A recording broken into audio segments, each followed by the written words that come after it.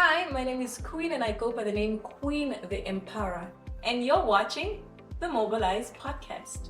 Can it be done in water? Everything we are is water, and water is life. They'll drink that water but get sick. They don't actually know what causes the disease. In South African terms, it's to see if there's little chachas in your water that will make you sick. You fix the problem, you move away, then back to square Back one. to square one. As we speak, Joburg Water does not have money to pay their contractors. Welcome to the Mobilize podcast. My name is Queen and I go by the name Queen the Empowerer. And on today's topic, we are discussing something you know, something you love, and something we need to survive. Although lately it has been a thought-provoking topic, we are discussing water. And in studio, I am joined by prestigious guest. I am joined by the ever awesome Dr. Ferrial Adam. I'll tell you the story behind the name later on. She holds a PhD in environmental justice, and she's been championing this environmental justice work for over 20 years. And also, I am also joined by Miss Nomsa Daele. The whole time we've been mispronouncing the names, and that's why I'm saying very important that I pronounce them appropriately. So it is Miss Nomsa Daele, who is the senior team leader at WaterCAN. And I am so excited to have these ladies join us today in studio. Ladies, welcome to the Mobilize podcast. How are you doing? Good, thank you. Thanks for having us. Oh, I am excited. Have you had your water this morning? Sure. Yes. You absolutely did. So let's get into it, ladies. But let's start on a cooler note, on a chilled note, because, with people like you who hold prestigious titles like being a doctor, an environmental justice champion, being a senior team leader, at such a big institution, people want to get to know you personally, so that those who aspire to get to where you are, they just want to know who you are. Maybe let's start with you, Doctor. Just let us know who you are. Sure. Well, I think I do describe myself as an activist. I've been an activist my entire life, I think. And yeah, I love life. I love the work that I do. I'm the youngest in a big family. And I love cats. Oh, nice. Yes, they're my friends. And yeah, that's in a nutshell who I am. I think I found my pathway to WaterCAN quite, I wouldn't say accidentally, but quite an interesting pathway. Okay, that is fair enough, but I think I would still like to dig in a little deeper. I know you've got more to the story, but let's go over to you, Miss Daele. Nomsa Daele. Nomsa Daele. Yes, Daele. I'm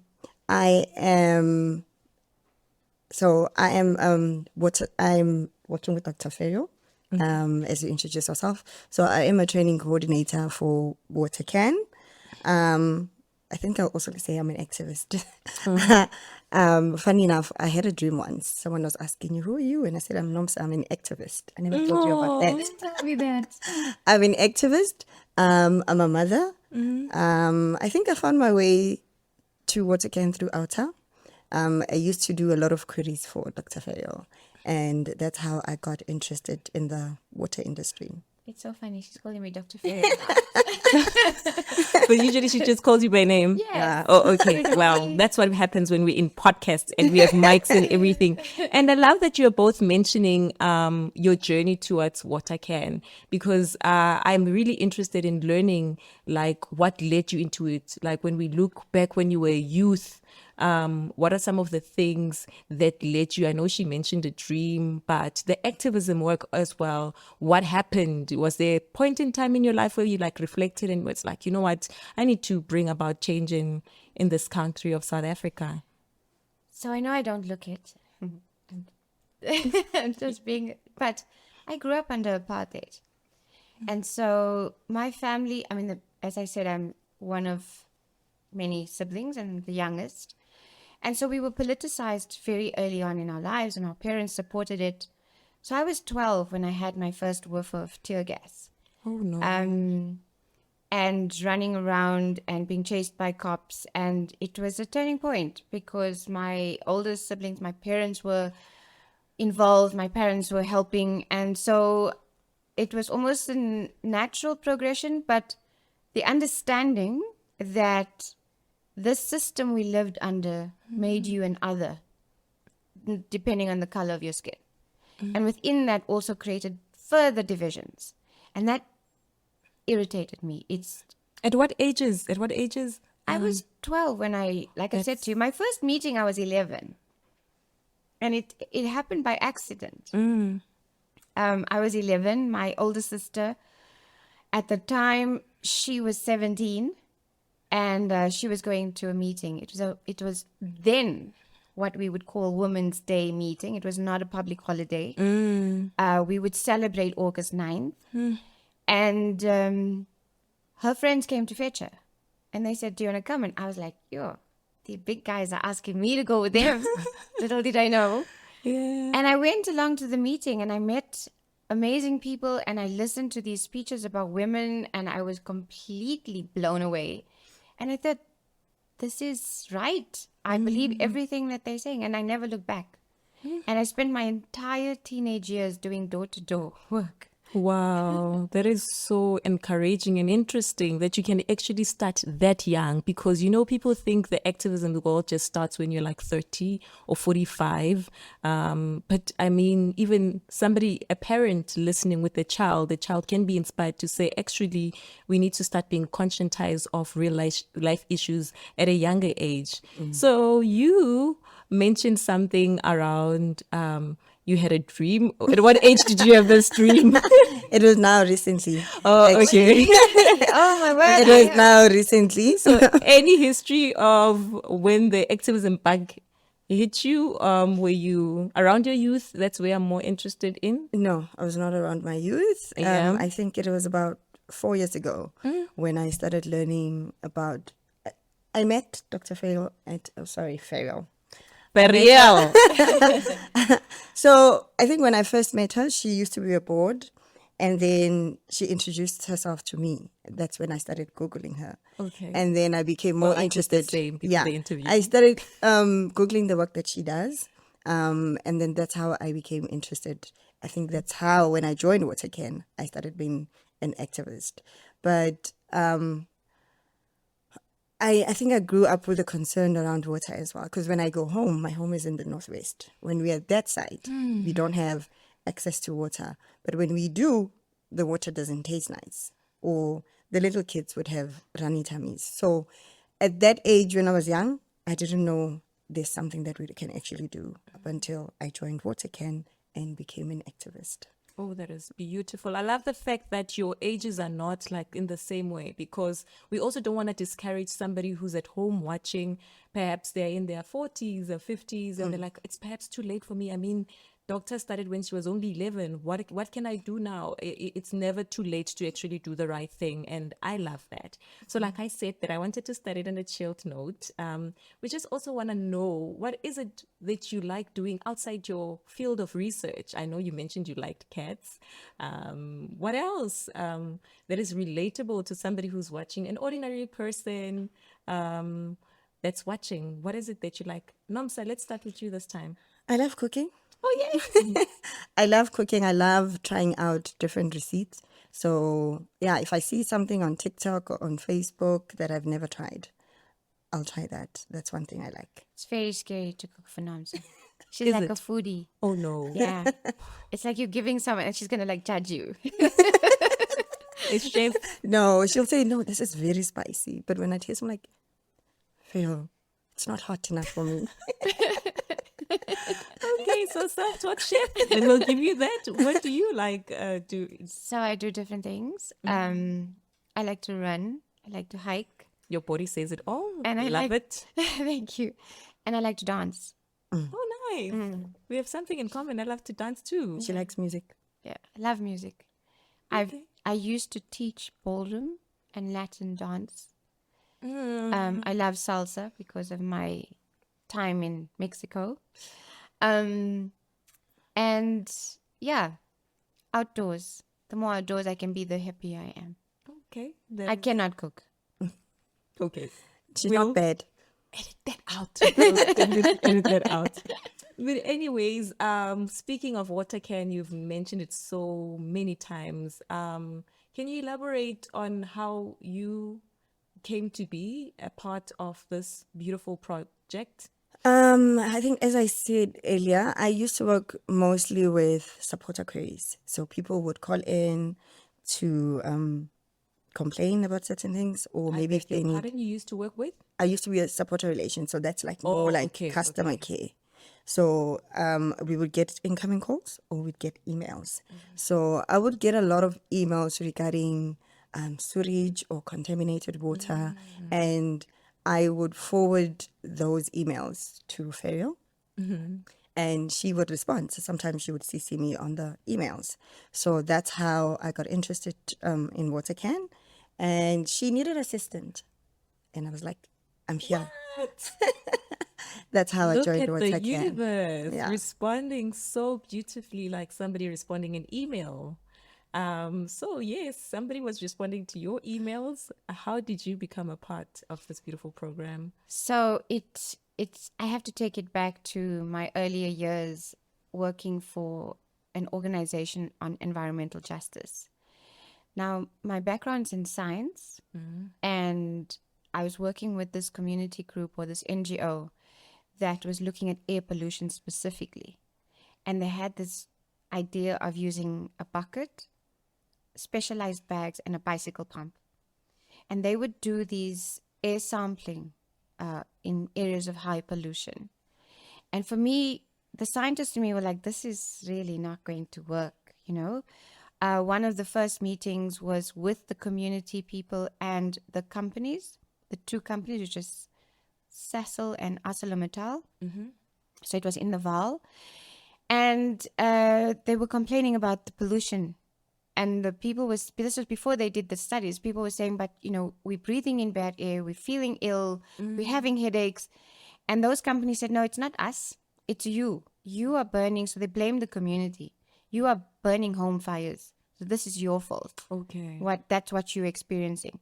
So then there was this testing with the bucket and the bicycle pump, and I thought, no, really? And with the NGO, they sent these bags to a specialized lab. So they got these analyses, and they had another meeting with the companies, and the companies were still saying, no, it's not us, it's you. But with the results, they could show that the pollutants that they picked up could only come from industrial pollution. So for me, that was like, we can make a difference on the ground. We can do this. And so from then, and that I think was 20 years ago, where I was, can it be done in water? Water's always been my passion.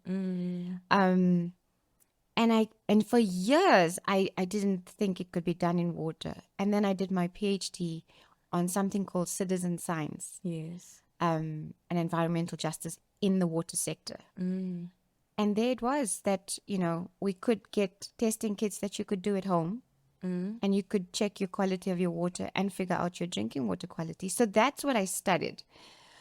I was on the board of the organization Undoing Tax Abuse, and I resigned because I needed to do my write-up of my PhD. Okay. So they kind of wanted to know what my PhD was about. And then I explained. And I think they thought about it, and the next thing they knew that they were talking to me about, listen, there's a gap in the work we're doing on water. Are you keen? And then we sat together and we kind of...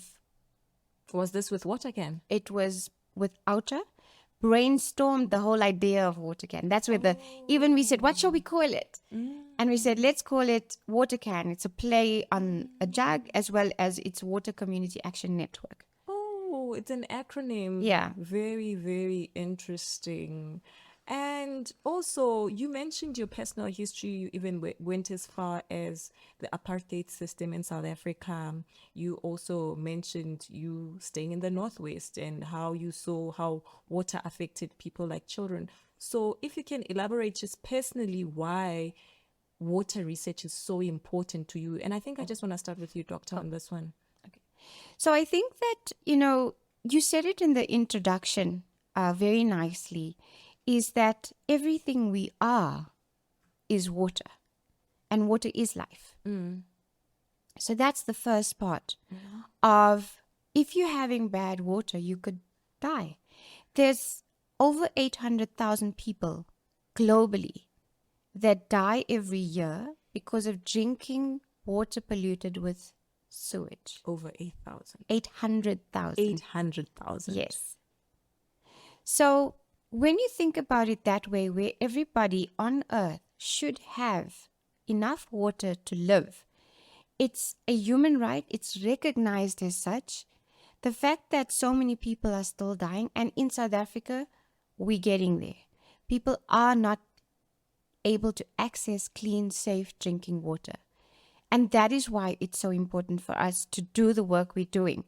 Also, we're a small organization. We don't have eyes everywhere in South Africa. But with this testing kit, people can call us, they get a testing kit, they can then be the monitors where they are. It can be rural KZN or Northern Cape or the cities. People can themselves become owners and monitor their own water. That's why, for me, this is so powerful. All right. And Nomsa, you mentioned something around young kids drinking water, and having runny tummy. As a mother and as a person, why is the research so important to you? I think it will raise awareness and knowledge as well, because you get people from rural areas and communities that actually drink this water and they get sick from it. But the illness as well, Ferrial saying people are getting sick. You find that people from rural areas, or like my hometown in Mafikeng, they'll drink that water but get sick. They don't actually know what causes the disease. For example, having your runny tummy or skin diseases, that is also, water can cause those kind of disease or infection. So I think people need to do research for awareness, as well as to know what's in their water as well. So you are very big on educating and informing others about this. Okay, very interesting. But also, I think if you can just elaborate on this one I'm going to take it to, as a mother, like a 5-year-old. Like you're explaining to a 5-year-old what WaterCAN is and what role you play.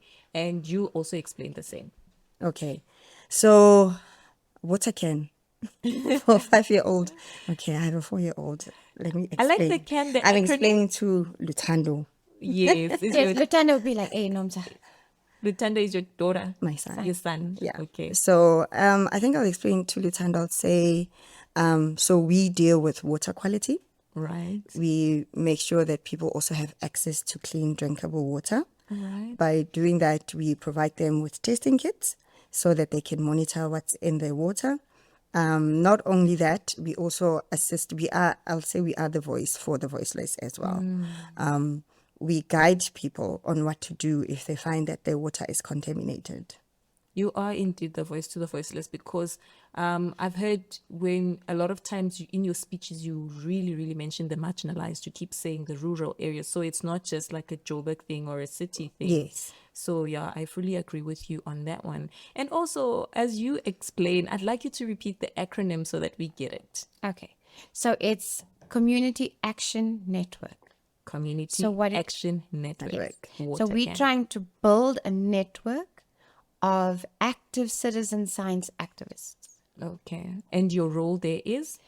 So our role is to build awareness, is to train people how to use the testing kit, and to be able to give people the understanding of the science. So the thing about science is that, and that's important, because when I came out of varsity, I had this like, oh, science, there's this almost snobbiness around science. But everybody should have an understanding of science, and do have an understanding of science. Your entire life is about science. But because it's been corporatized, because it's being owned, it blocks out people and it doesn't allow them to have access. And what that does then, it blocks people from ordinary knowledge. Let me give you an example. When you're dealing with elderly people in say, for example, parts of South Africa, where we know that their education was not great because we're looking at South Africa. So their numeracy, their literacy is not as great, right? Under education. Exactly. So when you start, and I remember a good example, while I was doing my PhD, I was interviewing people as part of my thesis, right? And my question would always be, because I was looking at citizen science, I would always start with saying, so what do you think about science? To try and get an understanding. And I remember one young woman said to me, no, please don't talk to me about science. If you're going to ask me about science, I can't do this interview. And I said to her, okay, no, wait, it's not dependent on that question. I'm sorry. Relax. Tell me what you do. It was so amazing. She is a small scale farmer. Okay. And I said, okay, what does that mean? So she said, no, we prepare the land. I said, how do you prepare the land?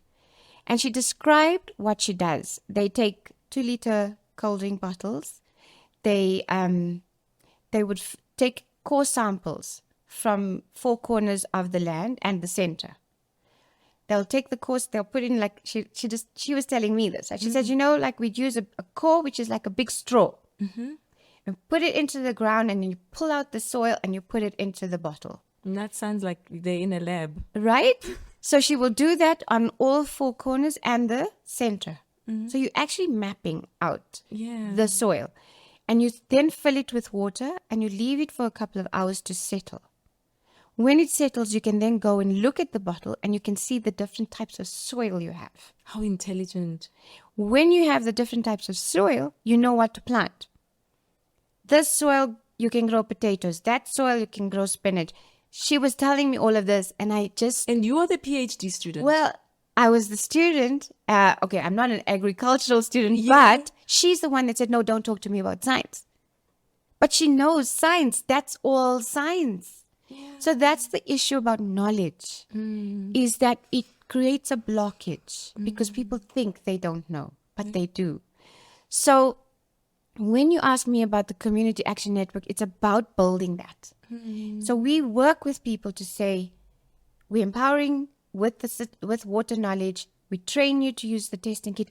Go out and test. You analyze. You then decide what you want to do with the results. So we don't take away their agency. And we do this across the country. And that is why the action network for us is important. And it's community-led. They will say to me, okay, we are going to do door-to-door. We don't impose. They do it. We need a leaflet. We need it in Zulu, isiZulu. We need it in isiSotho, whatever they want. Or Sesotho.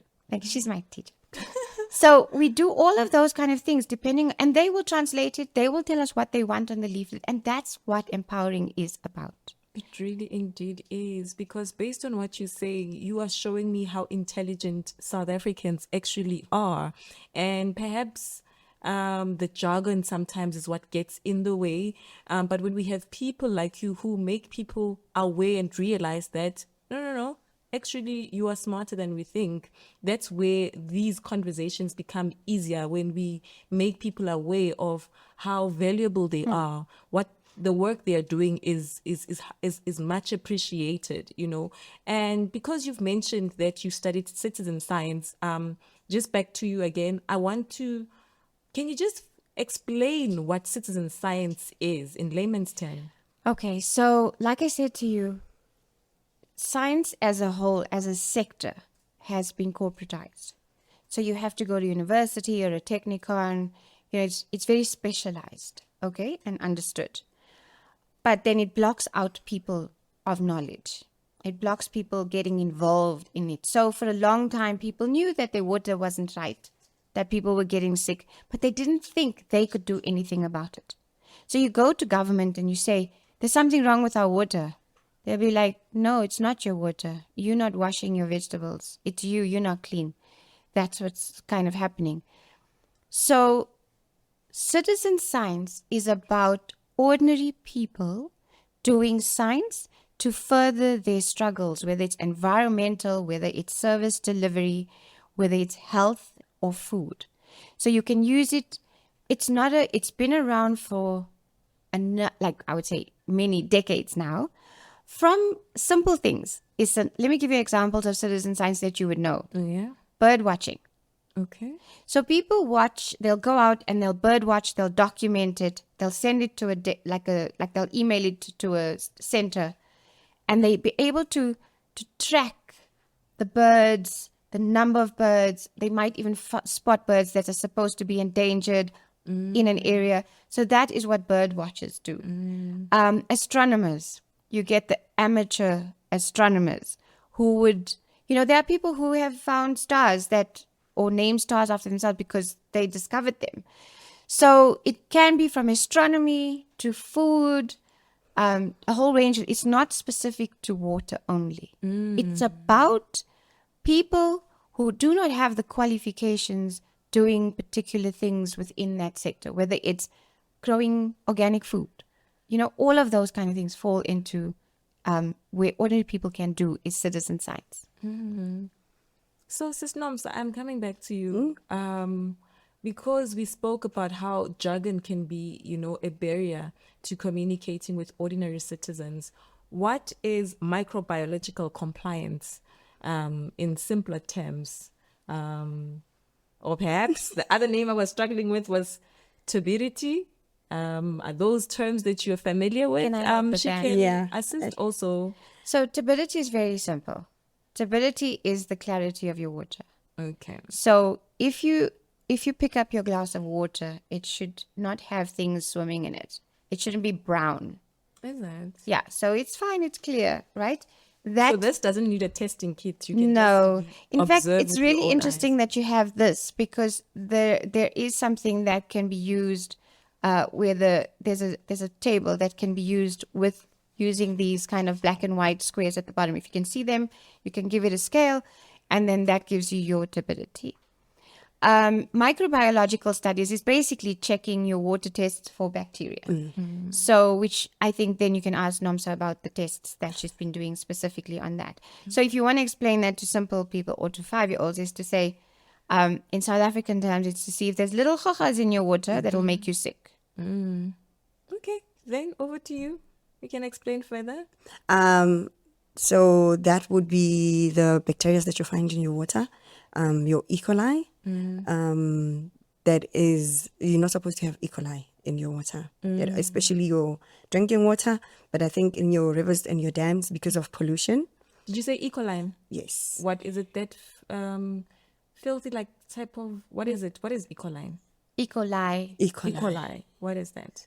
Well, it's mostly from the human gut or from animals. It's bacteria. Bacteria. From, Oh, it's in your bacteria. in your gut. It's in your gut. So it's basically sewage. Sewage. Okay. So anything on microbiological compliance? So microbiological compliance is basically your water should not have any bacteria, E. coli, in it, or total coliform bacteria.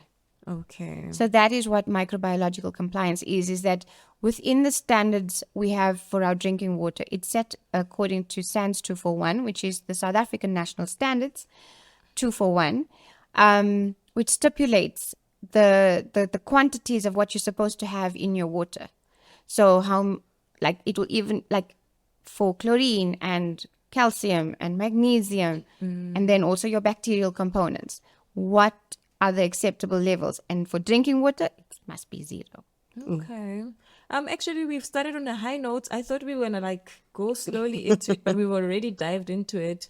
But I just want to get a background on our water journey. I know I was thinking about the other day, I was visiting the Vaal River. Growing up, when we were still in school, our toilets used to be written like Vaal.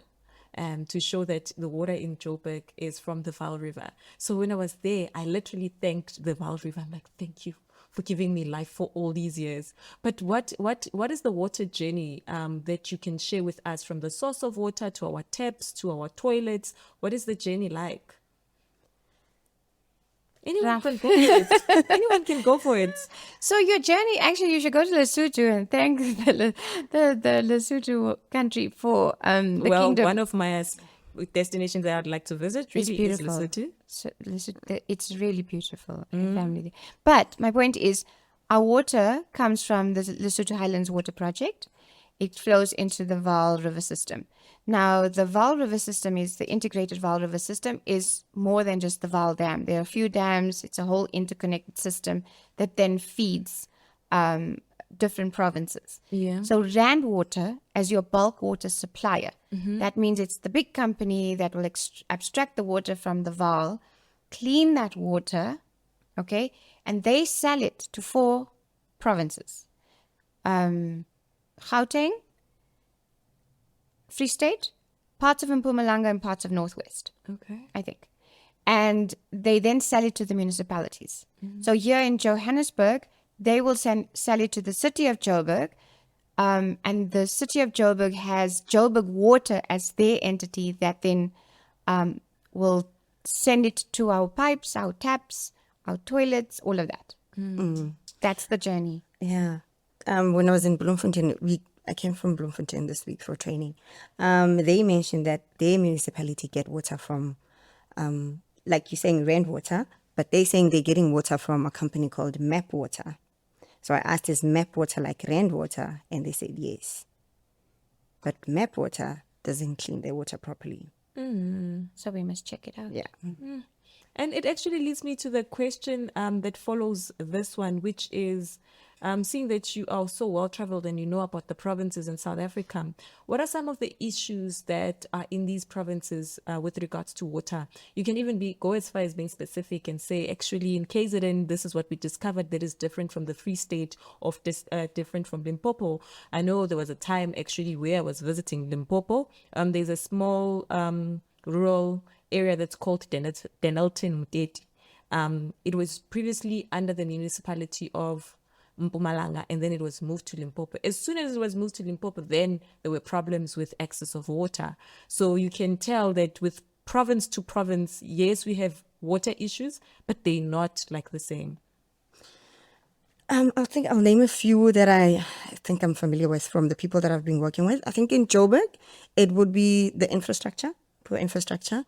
In Bloemfontein, there's a lot of agriculture there. So agriculture and mines are contaminating their water. With Cape Town, I think they're still recovering from day zero because their water is not, they're paying even for, because I know with the schools, kids have to bring 5 rand. It's included in the school every year, Is this January. outside the school fees? Yes. So Okay. kids have to bring a 20 liter of water or a 5 liter. If they don't do that, you need to bring 5 rand to pay for water at school.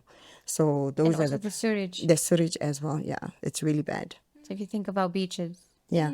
I think Northern Cape or Eastern Cape, they're still struggling with drought. There's a lot of drought in that province. KZN, there's a lot of water shedding. This because of the rain, as well as the infrastructure as well. And I think umbrella of all of this is inefficient municipalities and corruption. Yes, because it is the water problem really is interlinked with the infrastructure problem. Yeah, and I think NOMSA does a lot of the work with the community groups. I mean, the story of KZN with the Right to Know campaign, which is a story you can talk about, and also your school project. I mean, I think is important to share your actual examples of what you've been doing. Yes. So in KZN, there's a community. I forgot the name, but they had been struggling with water for years. They have taps in their yards, but the taps are dry, so they didn't have water. But they have a stream that's nearby. So what they do is they collect water from that stream, and kids get sick from drinking that water. So they use that water for drinking, for cleaning, for doing their laundry as well. So there's an organization called Right to Know. They approached us and asked for testing kits. We provided them with a WaterCAN testing kits. They tested their water, only to find out there's E. coli and coliform in the water. So this went to the media, and municipality responded saying no, they will assist them with water. Just in a few days, there were JoJo tanks that they were provided with from the municipality. Not only that, they had running water in the taps Oh, wow. after years of struggling with water. But after a few weeks, the taps were dry again. Phew. And we also have a project that we normally do in March, World Water Day in March. It's normally around the 21st or the 22nd of every year.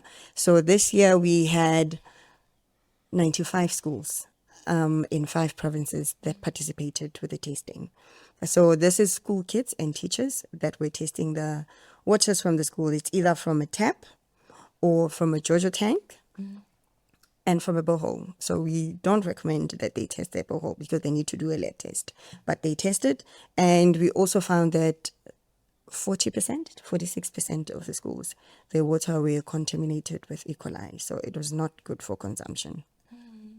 And I was about to get excited and congratulate you when you mentioned that after the media came through, then there were JoJo tanks, until you mentioned the part where it's like you fix a problem, you move away, then back to square one. Where you then realize that, the support that you need, you're not getting enough of it, which is really worrisome.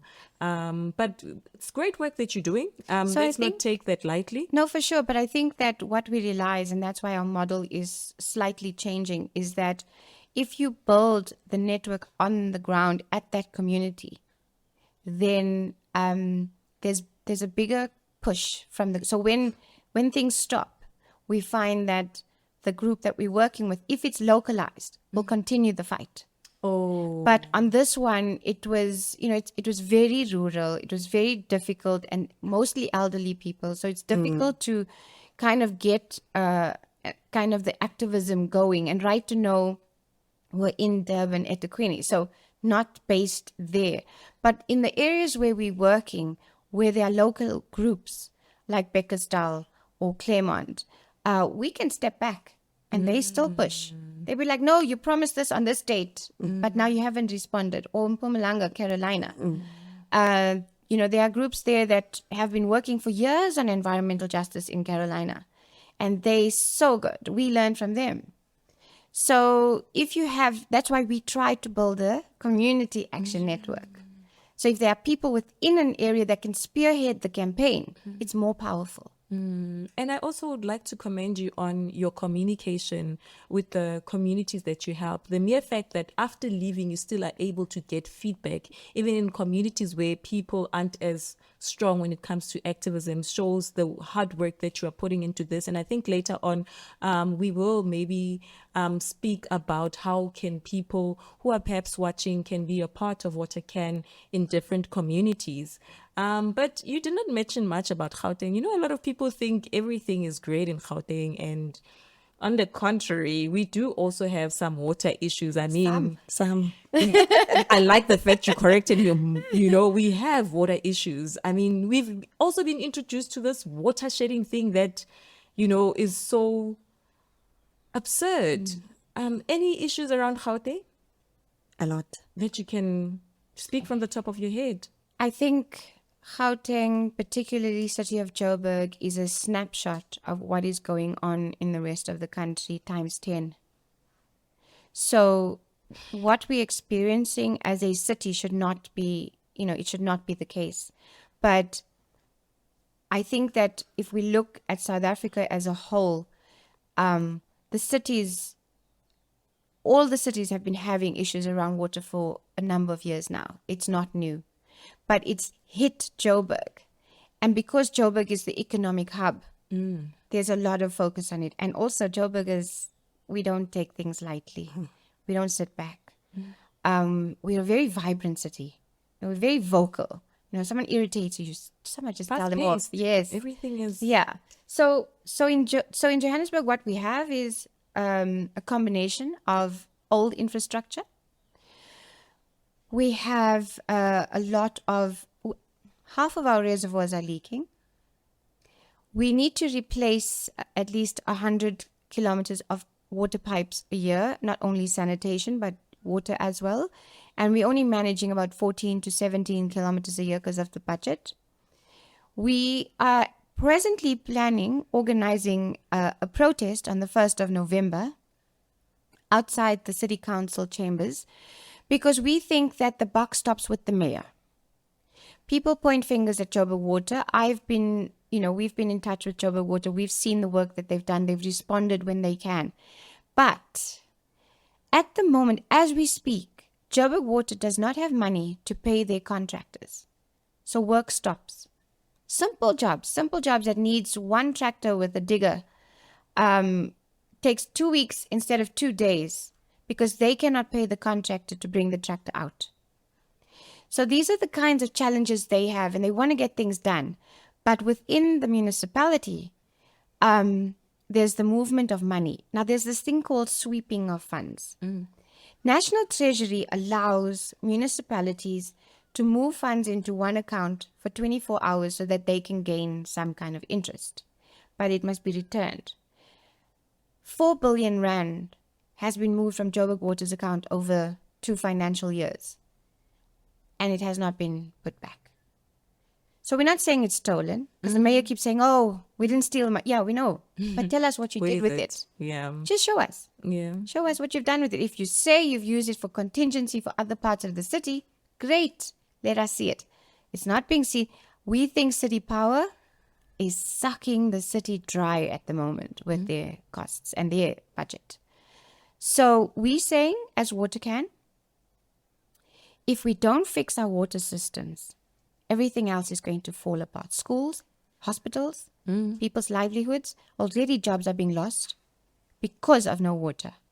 It's not the same like electricity where people can put up generators and solar power and go off grid. It's not the It's same. way deeper. Water is water. There's no alternative, That's true. right? That is so true. So we are saying to the city of Joburg, we're saying to Joburgers, like, you need to keep pushing, you need to keep monitoring, need to waste less, and we need to take the city to task, and we need to tell them what needs to be done. Like you said, people know what needs to be done.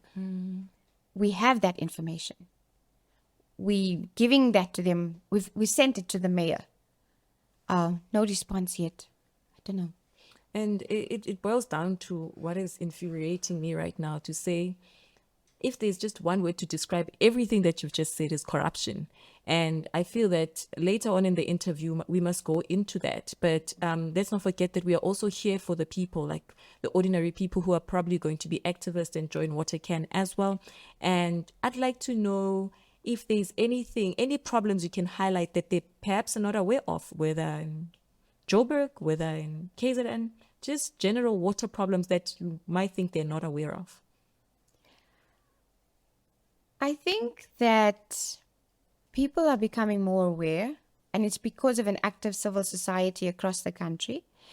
So I think what people don't know, and they always seem to be surprised when I tell them, is that government does a blue drop and green drop report every year.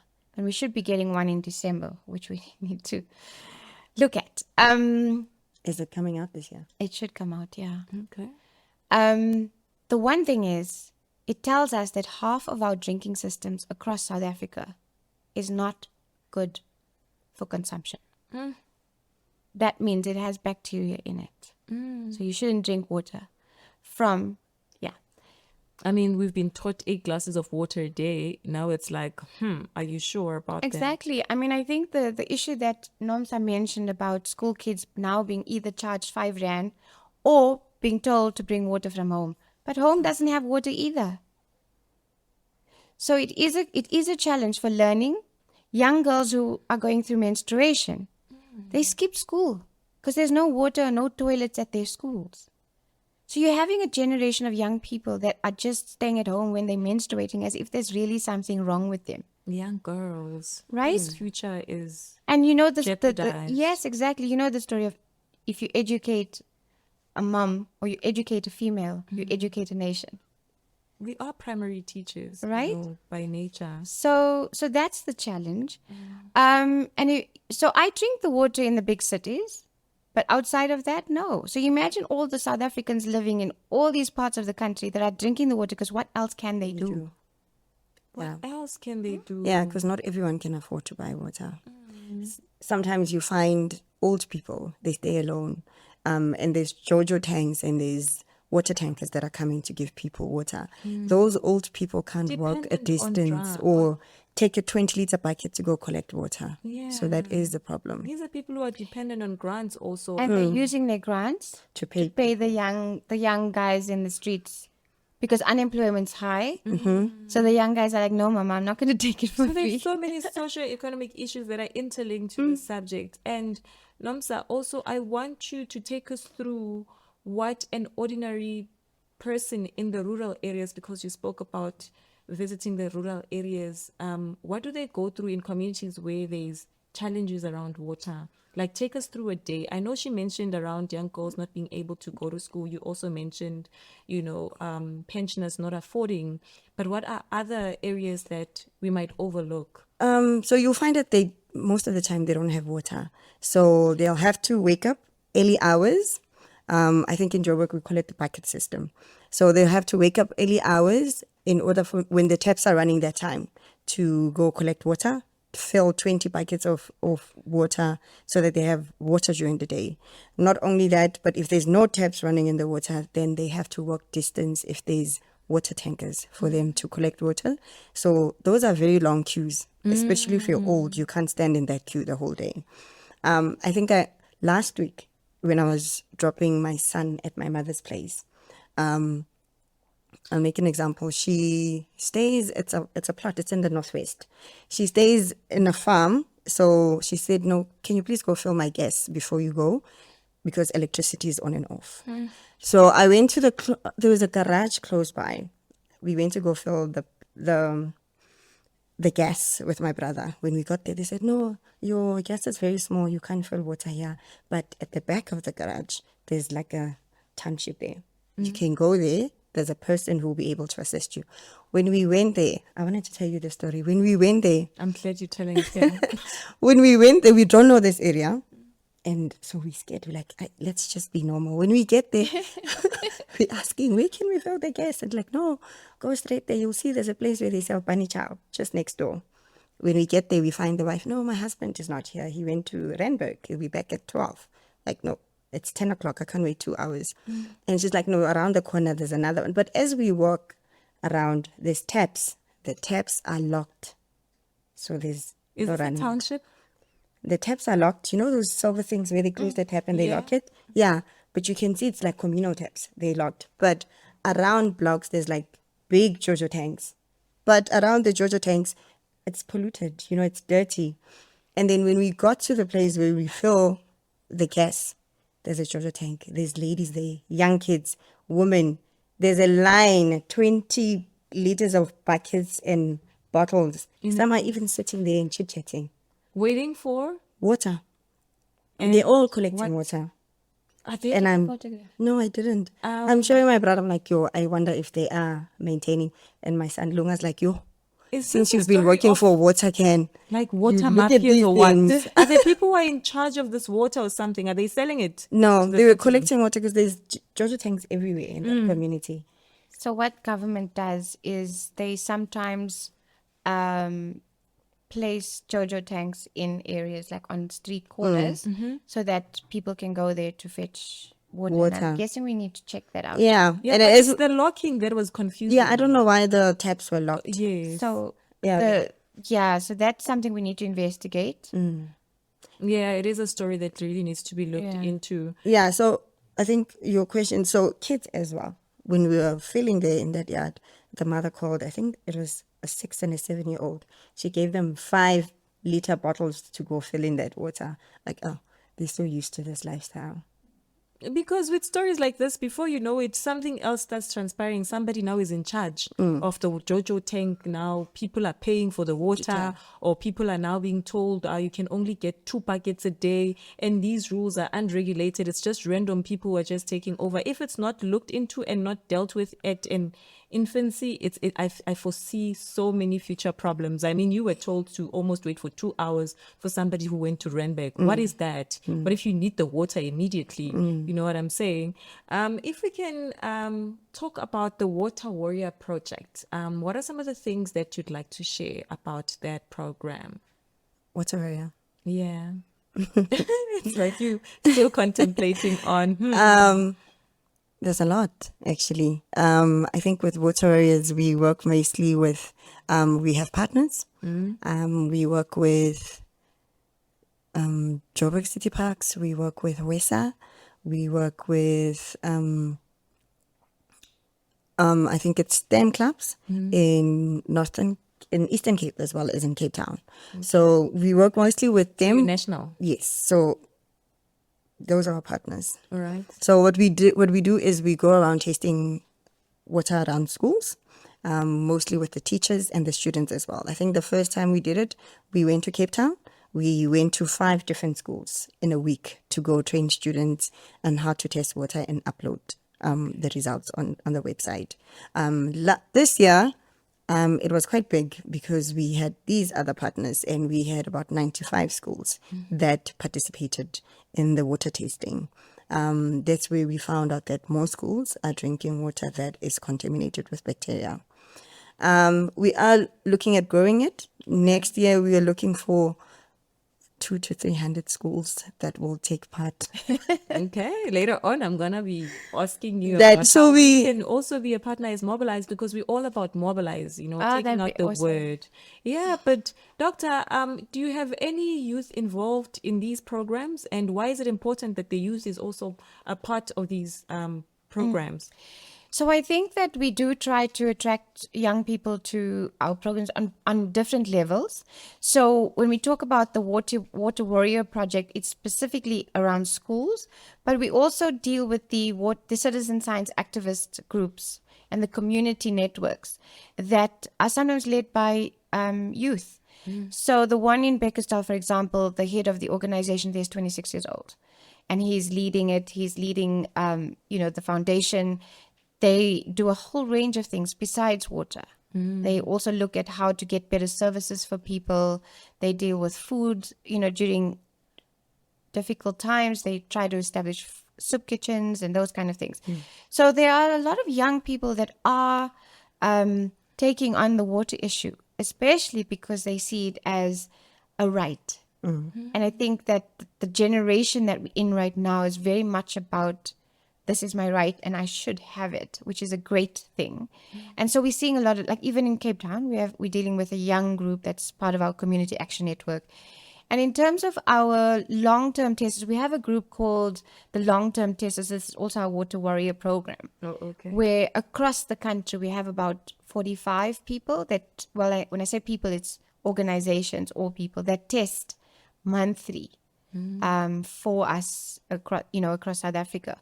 And there are some very inspiring stories. Like we would train someone and they would then go and train in their village or in their community other young people and take young people to go and test and send us the pictures and tell us all the things that they are doing. So it becomes almost organic. Yeah. Even the students, university students. It's what I call train the trainer. It's you very find the right much, person, it's very much they a mobilize. project, yes. This is me shouting out to us anyway. Namsa, when is the right time to ask for a testing kit? Anytime. Anytime. It's Anytime. water time. Anytime. As long as you feel, as long as you think or you have suspicion that your water is contaminated and you want to test, you can give us a call or send us an email. It could be anywhere. Yeah. And also, are there any clear signs of poor quality or symptoms one may experience in relation to bad water? So just think of from the environmental, from smelling it. Yes. Oh, yeah. Yeah. Like Ferrial said, so when we were in Bloemfontein, we had people, when we were asking why they want to test their water, it was saying the smell of the water, it doesn't smell nice. The color of the water, sometimes it doesn't smell nice. So you also you'll collect water in a bucket, and then what they said is when they've completed the water, at the bottom of the bucket, there'll be something like white or murky, but when they take it out and smell it, it smells really bad. So those are some of the signs why you would want to test your water. And then and adding to that is the symptoms. So for example, you can get skin rashes from swimming in polluted water, or infections because if it's really high bacteria and you're swimming in a river, you could get other bacteria and other infections. Also, ingesting it could lead to, you could have headaches or diarrhea or nausea. That could, and sometimes it's very hard to link it directly to the water, but you then do have to start thinking about this is a possibility if you see other people as well. Because sometimes your water could be clear like this, but it could have bacteria in it and you don't know. No. That's why you've got to test it. Yeah. And, it becomes really worrying. But also what you can do is, if you suspect for bacteria, and you can boil your water at home, and use that. There are ways to cleanse your water at home that would help you so that you stay safe. Earlier on, we mentioned to our audience that we will touch again on corruption. I don't want us to, let it just slide by, because it's a very important topic. Do you have perhaps things that we have water mafias, and what do you think about the likes of AfriForum that give out, biased statements with regards to corruption around water? I know you were very diplomatic earlier on. We're not saying they're stealing. Yes, okay, they're not stealing. But what is really happening with this water crisis?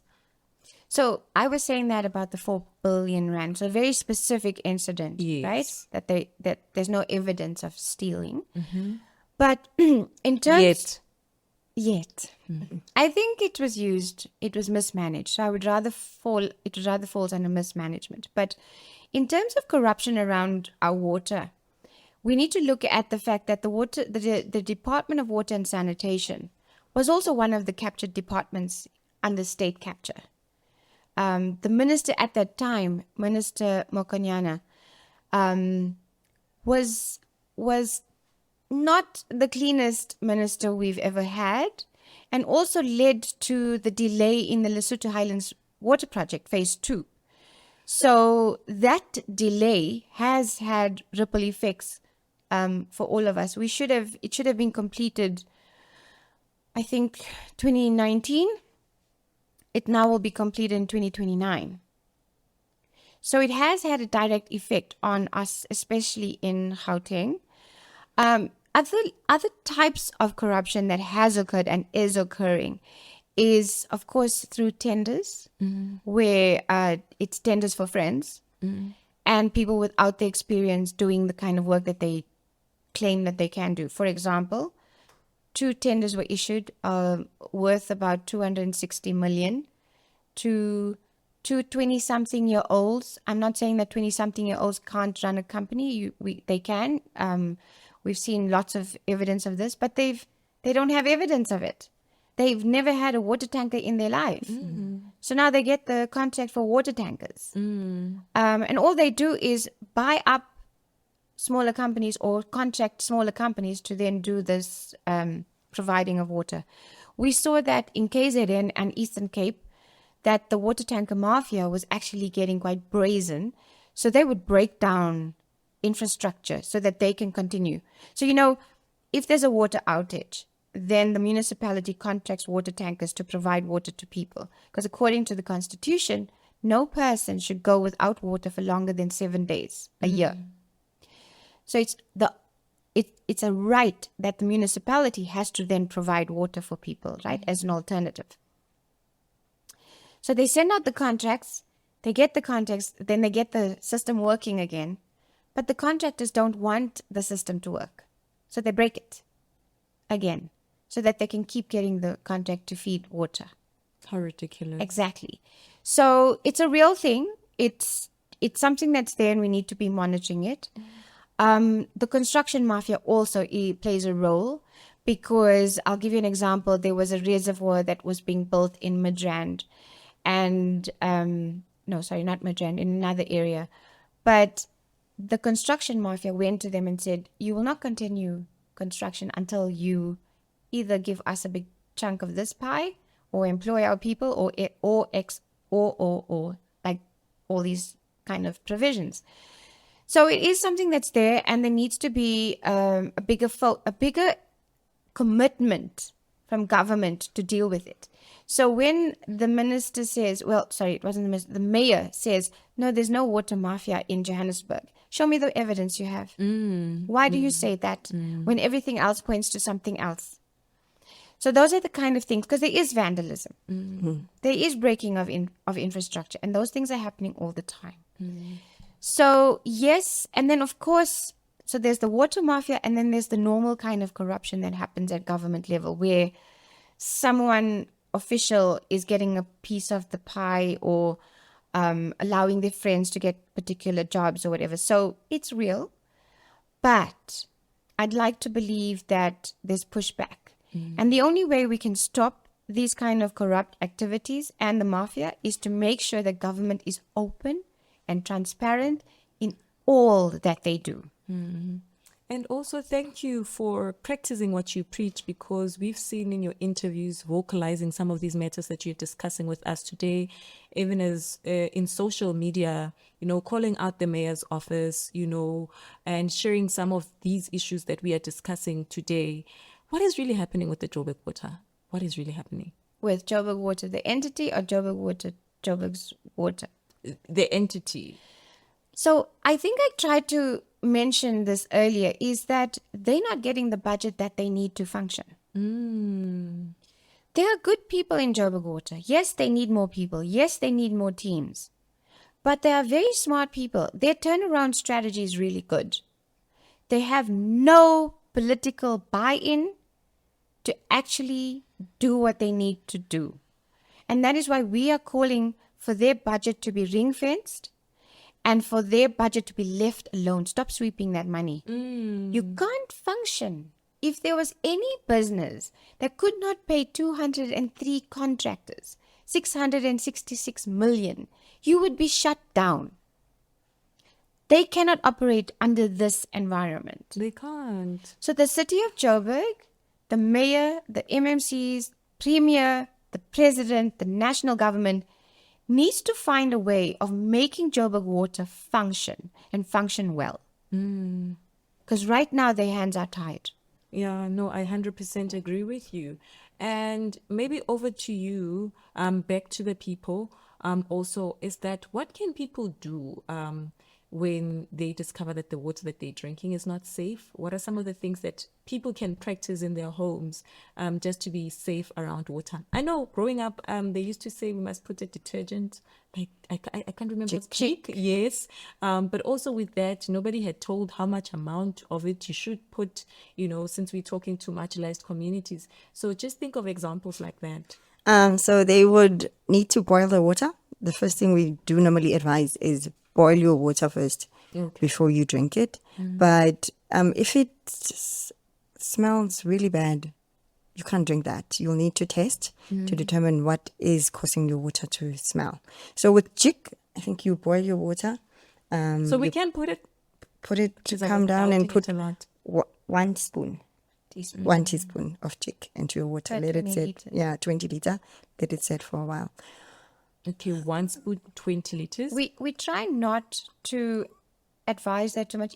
But if you're desperate and that's what you need to do, then there's an amount. The boiling option. Because people put a cup. You could get very sick drinking chick from a bucket with a cup in it. So it has to be very slight. So we try to do a double method. If you boil your water, and then if you're really not sure, to do what Namza has said. Yeah, but recently with the school project we had, what we did is we provided the schools that had contaminated water with tablets to put into the 20 liter bucket. We had a company that approached us and said they'd like to assist. It's called Business Connect. So they give you like 10 tablets in 1 sachet. You take 1 tablet and put it into the 20 liter bucket before you drink. Okay. I think that is a much better option. And also thank you for those who don't have the tablets yet. It's just mentioning 20 liters, 1 spoon at least, and then we get a clearer idea so that people can really be safe out there. And this is my favorite part as part of Mobilize, where I ask, how do we help, the WaterCAN program or project? How do we mobilize people out there who want to partner with you, the young people that you spoke about, people in rural areas? How can we help? You first. They can get in contact with us All right. via email, or they can give us a call. So first thing we'll do is we'll have a meeting of understanding with them to understand what the problem is, and we'll take the next step in testing and guide them in what is it that they need to do. Oh, that is awesome. Do you want to add on that? I do want to add, because there's that. We also want to build the WaterCAN network. So if people want to establish a WaterCAN committee wherever they are, they need to get in touch with us. We're looking to build. We also need to get more funding. Yeah. This is something that we're struggling with. Okay. I love WaterCAN. I think we both do. We're both passionate about it. We're nervous that we don't have enough funding that's going to take us beyond May at this point. And we've been doing the funding applications. We've been wrecking our brains. And everyone's like, oh, very good project. But we're not getting the funding. So if people are out there and think that they would like to help that way, we'd be very happy to also speak to them.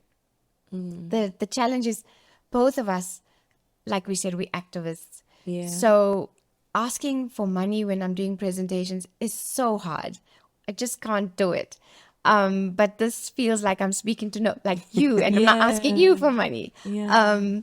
But we're really looking for big donors. I think WaterCAN is important. It is. It's very important. I think the work we do is Water is life. phenomenal. Yes. But the citizen science activism, the fact that we're getting national reach, we're now partnering, by the way, with probably an Australian university and Mexico to commemorate International Water Justice Day in January next year. So we're doing such great things. I just don't know why we're not getting the funding. Yeah, and you know what? I mean, donors, sponsors, if you're listening and you're looking for a project to donate in, this is one of the best projects you can ever donate in. We can't, stop reiterating the fact that water is life. We need water to survive. I mean, throughout the interviews, we've mentioned the importance of water. And once again, ladies, thank you so much for joining. Thank you for sharing your expertise from practical examples to, figurative and theoretical examples. Everything that you said, we really much appreciate. And we believe that the audience at home, there are things that they're going to practice on a day-to-day. But like you mentioned, that others can be in touch with you as well, so that they can join in and be the change that they want to see. So there you have it. These awesome ladies have educated me. I now know the acronym to WaterCAN, which is Community Action Network, which I will also commit to being a part of. And I hope you at home also can be committed to the program. See you on the next podcast. We look forward to reading your comments. So do share with us some of the water challenges that you have faced. But for now, it is myself, the team that I have behind the scenes, and the ever awesome ladies that join me, Dr. Adam and Miss Daele. We are saying goodbye for now. Thank you for watching the Mobilize podcast. You know where to find us.